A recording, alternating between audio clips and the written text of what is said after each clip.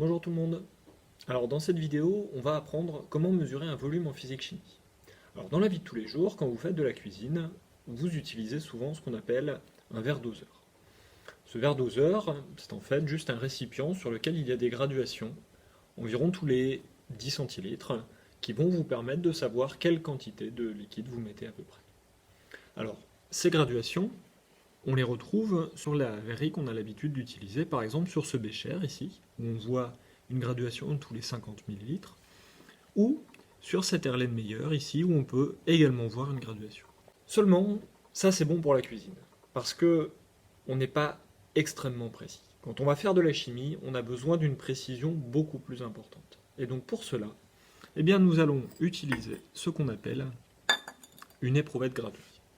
Donc on a un tube qui est beaucoup plus fin et qui comporte tout du long des graduations beaucoup plus régulières et beaucoup plus précises.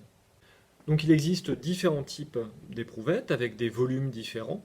Plus l'éprouvette est grande, moins elle est précise, mais plus elle permet de mesurer des volumes importants. Donc quand on choisit son éprouvette, on va choisir la plus petite possible. Alors comment est-ce qu'on se sert d'une éprouvette ?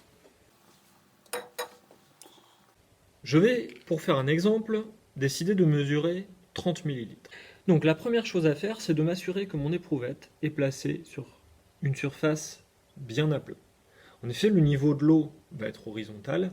S'il est penché, il va être sur plusieurs graduations à la fois. Je ne pourrai donc pas le voir. Je vais ensuite retrouver la valeur que je veux mesurer. Par exemple, si je veux mesurer 30 ml, eh bien, je regarde sur mon éprouvette pour voir que les 30 ml se situent à ce niveau-là.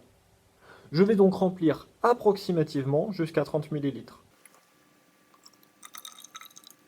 Je m'arrête un petit peu avant 30 ml et je fais bien attention de ne pas le dépasser. À partir de ce moment-là, pour être plus précis et avoir bien le niveau de la graduation, eh bien, je vais utiliser une pipette qui va me permettre d'ajouter de petites quantités de liquide. Je fais bien attention. À la surface de mon liquide, il y a ce qu'on appelle un ménisque. Le ménisque, c'est une forme un peu arrondie en bas de la surface de l'eau. Ce ménisque, il doit être au niveau de la graduation. Le bas du cercle est au niveau de la graduation. Donc pour être sûr que je regarde correctement, il faut que je place mon œil au même niveau que la graduation. Donc je fais bien attention, je peux rapprocher mon éprouvette, de mettre mon œil bien au niveau de la graduation. Et j'ajoute mon liquide.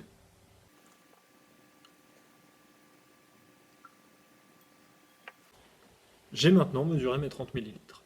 Donc si on récapitule les étapes, je suis sur une surface bien à plat, je mets mon œil au niveau de la graduation qui m'intéresse, et je fais en sorte que le bas du ménisque soit au niveau de la graduation. Bonne journée à toutes et à tous.